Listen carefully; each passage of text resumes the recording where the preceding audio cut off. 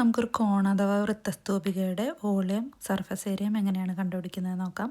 കോൺ എന്ന് പറയുന്നതിൻ്റെ ബോട്ടം ഒരു സർക്കിളായിരിക്കും.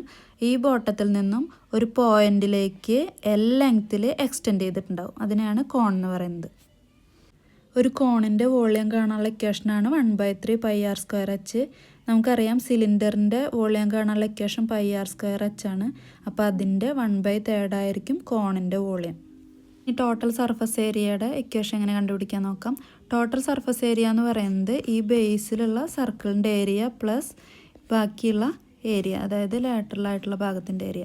നമുക്കറിയാം ഈ സർക്കിളിൻ്റെ ഏരിയ എന്ന് പറയുന്നത് πr² ആണ്. ബാക്കിയുള്ള ഈ ലാറ്ററൽ ഏരിയ എന്ന് പറയുന്നത് πrl ആണ്. ഇതിൽ എൽ എന്ന് പറയുന്നത് ഈ ചെരിഞ്ഞിട്ടുള്ള ഈ ഭാഗത്തിൻ്റെ ലെങ്ത്താണ് എൽ. ഇനി ചില കേസിൽ നമുക്ക് എല്ല് തന്നിട്ടുണ്ടായിരിക്കില്ല. അപ്പോൾ നമുക്ക് എല്ല് കണ്ടുപിടിക്കാൻ വേണ്ടിയിട്ട് ഇത് ഒരു റൈറ്റ് ആംഗിൾഡ് ട്രയാങ്കിളായിട്ട് എടുക്കുക.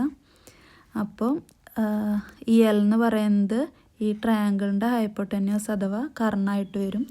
അപ്പോൾ എല്ല് കാണാനുള്ള ഇക്വേഷൻ L = √h² + r².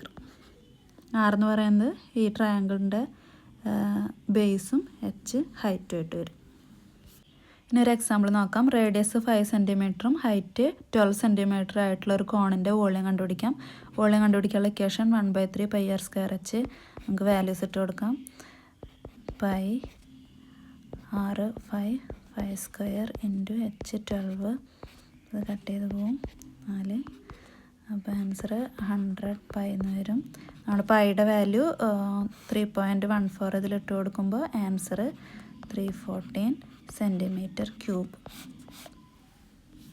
ഇനി ഈ കോണിൻ്റെ ടോട്ടൽ സർഫസ് ഏരിയ കണ്ടുപിടിക്കാം. ടോട്ടൽ സർഫസ് ഏരിയ കണ്ടുപിടിക്കാനുള്ള ഇക്വേഷൻ πr² + πrl.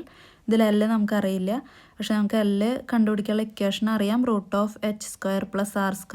ഇത് വെച്ചിട്ട് നമ്മൾ എല്ലിൻ്റെ വാല്യൂ കണ്ടുപിടിച്ചിട്ടുണ്ട് 13 cm. അത് നമുക്കിതിൽ ഇട്ട് കൊടുക്കാം.